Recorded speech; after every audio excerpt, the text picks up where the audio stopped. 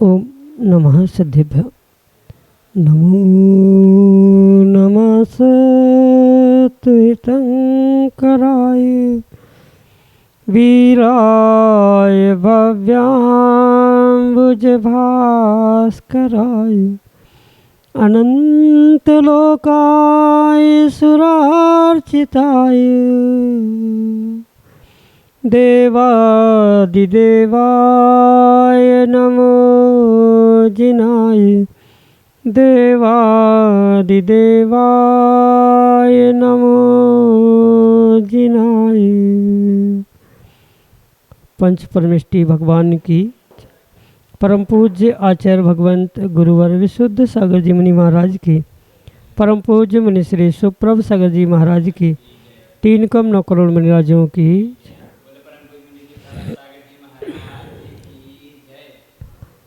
अज्ञान जहाँ दुख का कष्ट का कारण है, वही ज्ञान भी व्यक्ति के लिए दुख का कारण बन जाता है।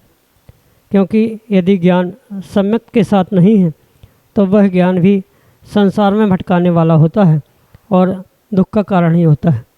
ऐसे उस अपने ज्ञान को, अज्ञान को और ज्ञान को सम्यक बनाने के लिए परम पूज्य आचार्य भगवंत गुरुवर विशुद्ध सागर जी महाराज के मंगल सुभाषित से उन्हीं के सुयोग्य शिष्य परम पूज्य मुनि श्री सुप्रभ सागर जी महाराज द्वारा आपको समीचीन विकल्पों का सम्यक समाधान के रूप में वह अनूठी विधा प्रदान की जा रही है, जिसके माध्यम से आप अपने मन के विकल्प को समीचीनता प्रदान करते हुए परम पूज्य मुनि श्री तक भेजने का पुरुषार्थ करते हैं और परम पूज्य मुनि श्री उसका आगम के परिप्रेक्ष्य में आपको सम्यक समाधान प्रदान करके आपके ज्ञान को सम्यक बनाने का कारण बनते हैं। ऐसे आत्मकल्याण की अनूठी विधा से आप भी जुड़ने का प्रयास करें और अपना समीचीन विकल्प भेजते हुए परम पूज्य मुनि श्री से आगम के परिप्रेक्ष्य में सम्यक समाधान प्राप्त करें। प्रारंभ करते हैं आज का सम्यक समाधान। और आज के पहले विकल्प के लिए डॉक्टर मगन जैन, श्रीमती चंदा जैन, आष्टा मध्य प्रदेश से महाराज श्री के श्री चरणों में बारंबार नमोस्तु निवेदित करते हुए अपना समीचीन प्रश्न रख रहे हैं कि महाराज जी, आपने पिछले सम्यक समाधान में जो सत्य गुणाधिक क्लेशमान और अविनेशु का लक्षण बताते हुए इसे मैत्री, प्रमोद, कानून आदि भावनाओं के साथ अहिंसा व्रतों से जोड़ने का बताया था, तो प्रश्न यही है कि मैत्री, प्रमोद, कारुण्य और माध्यस्थ भावनाओं के चिंतन से अहिंसा आदि व्रतों की पूर्णता कैसे सिद्ध होती है। हमारे समीचीन विकल्प का सम्यक समाधान करते हुए मार्गदर्शन करने की अनुकंपा करें। नमोस्तु महाराज जी, नमोस्तु। ओम नमः सिद्धम। परम पूज्य आचार्य भगवत गुरुवर विशुद्ध सागर जी महाराज जी की मैत्री, प्रमोद, कारुण्य, माध्यस्थानी, सत्वगुणाधिक क्लिश्यमाना विनेशु, ये जो 4 भावनाओं से युक्त सूत्र आचार्य भगवान ने प्रदान किया, ये पूर्ण रूप से अहिंसा तक पहुंचने के लिए और मात्र अहिंसा ही नहीं, जैसे कि पहले भी मैंने कहा, मोक्ष तक पहुंचने का एक सर्वश्रेष्ठ साधन है। क्योंकि अहिंसा के मायनों को समझते हुए ये समझने की आवश्यकता है कि जहाँ निष्प्रमाद परिणति है, जीवों की रक्षा करने के भाव है, वही अहिंसा व्रत पल सकता है। क्योंकि उमास्वामी भगवान ने भी अहिंसा की व्याख्या करते हुए प्रमत्त योगात प्राण व्यप्रोपणम हिंसा, यानी हिंसा को समझाते हुए उससे विरति व्रतम, यानी उससे विरक्त होना व्रत कहा है। जो प्रमाद से रहित होते हुए जीवों की रक्षा की भावना करना, ये अगर अहिंसा व्रत हम मानते हैं तो उसके मूलभूत जो चार पाए हैं, चार स्तंभ है, ये मैत्री, प्रमोद, कारुण्य और माध्यस्थ, ये चार भाव ही हुआ करते हैं।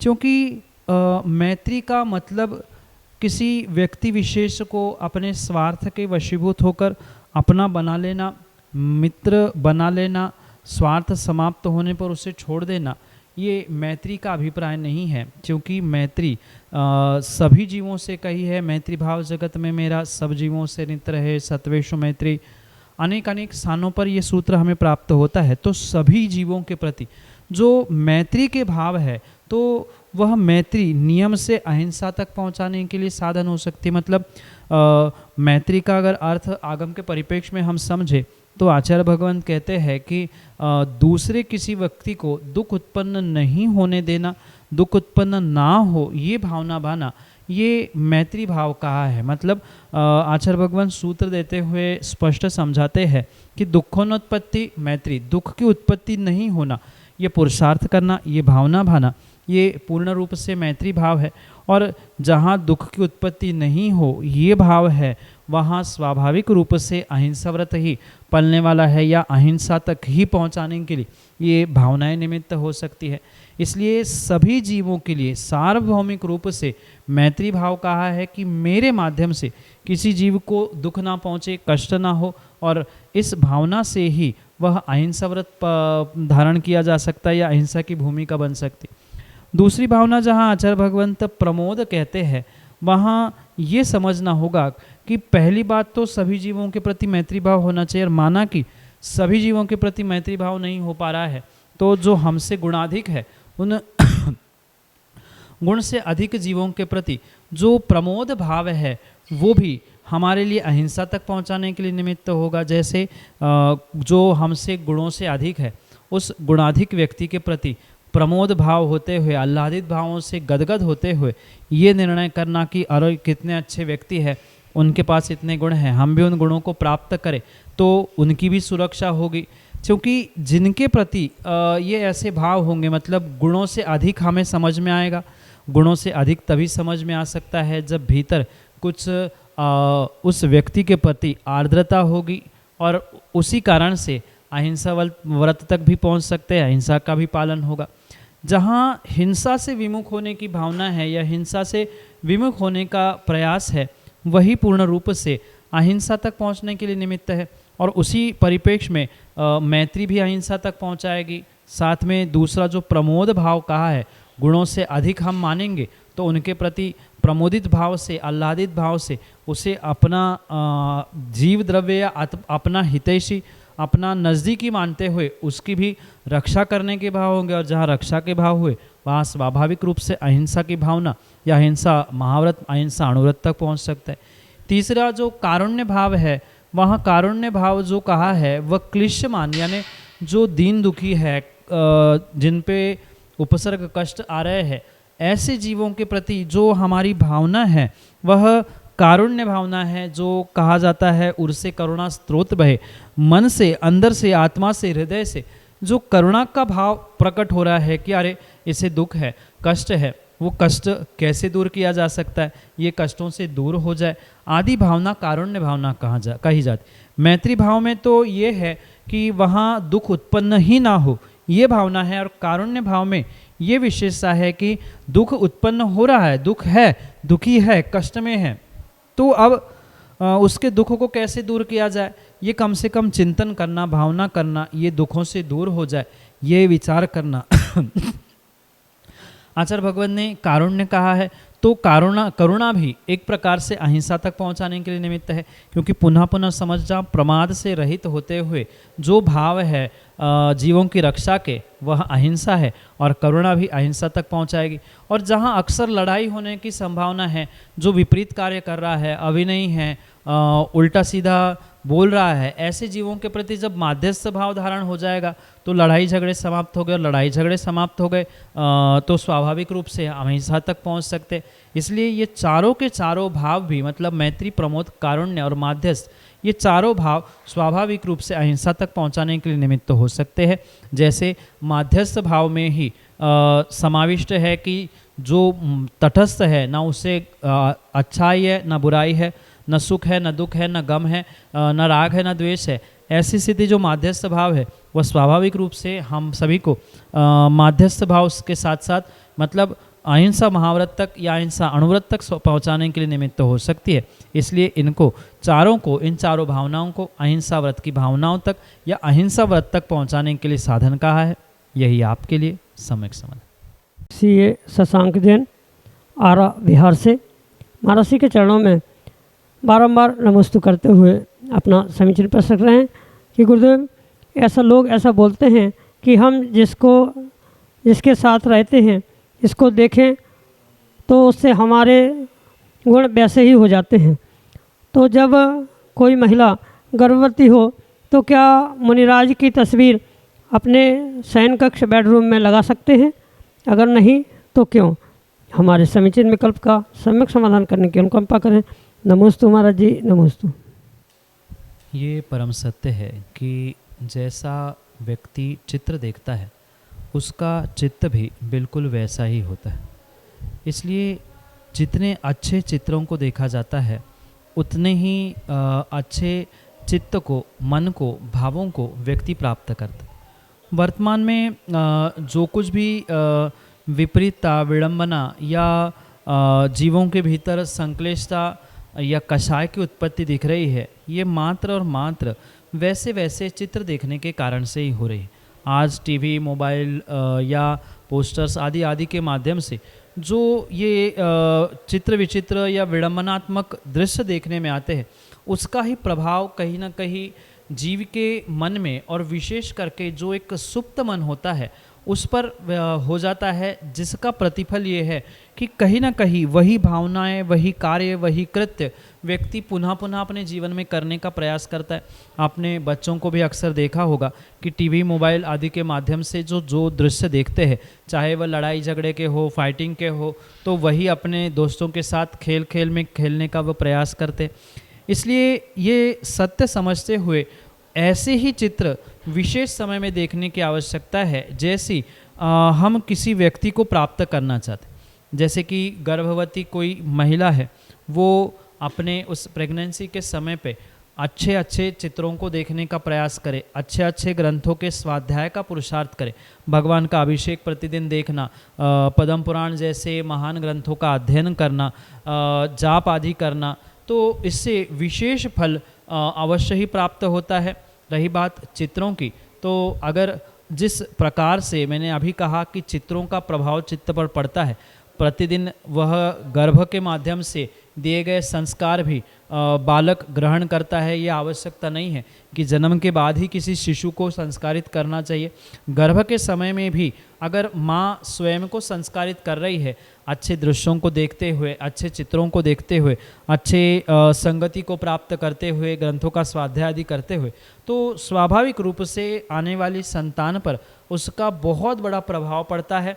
और जिसका साक्षात प्रतिफल जो वर्तमान के आज बड़े बड़े हमें दिगंबराचार्य, निर्ग्रंथ मुनि आदि भगवान दिख रहे हैं, वह कहीं ना कहीं उनके माता पिताओं ने, विशेष करके माताओं ने गर्भ के समय में ऐसे कुछ विशेष संस्कार, जैसे कि मुनिराजों के चित्रों को घर में, मकान में लगाने से, पुनः पुनः देखने से, भगवान का अभिषेक, तीर्थ क्षेत्र की वंदना आदि महत धर्म प्रभावना के कार्यों के निमित्त से ही उनकी ये संतान इस प्रकार से जन्म लेती है। इसलिए न बेडरूम में या घर में, मकान में मुनिराजों की तस्वीर लगाने में किसी प्रकार से दोष नहीं है, पर ये विशेष ध्यान रखें कि जहाँ तस्वीर, फोटो आदि लगे हैं, कम से कम उस तरफ पैर ना हो।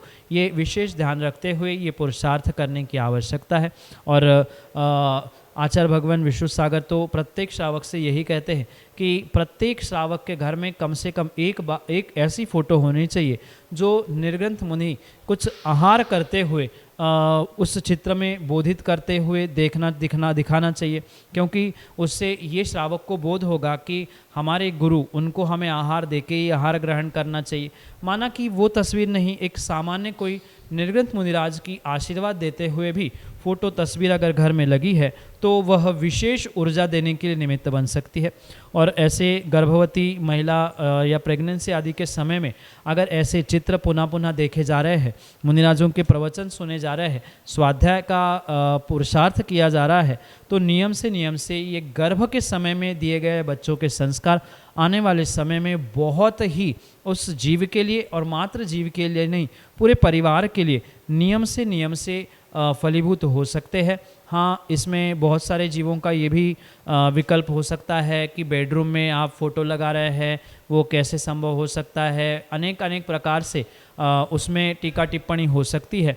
तो अगर ज़्यादा ही विकल्प है तो आजकल बहुत सारी सुंदर व्यवस्थाएं है, कुछ अलमारी या कुछ ऐसी फ़ोटो फ्रेम है जिस पे आप कवर भी कर सकते हैं। अन्य समय में दिन भर खोल के रखना, शुद्धि के समय में उसे ढक के रखना, आदि बहुत सारे ऑप्शंस वहाँ खुले हैं। इसलिए घर में, बेडरूम में या कमरों में, हॉल में तस्वीर लगाने में निर्ग्रंथ मुनिराजों की, गुरु भगवंतों की किसी प्रकार से कोई दोष नहीं है।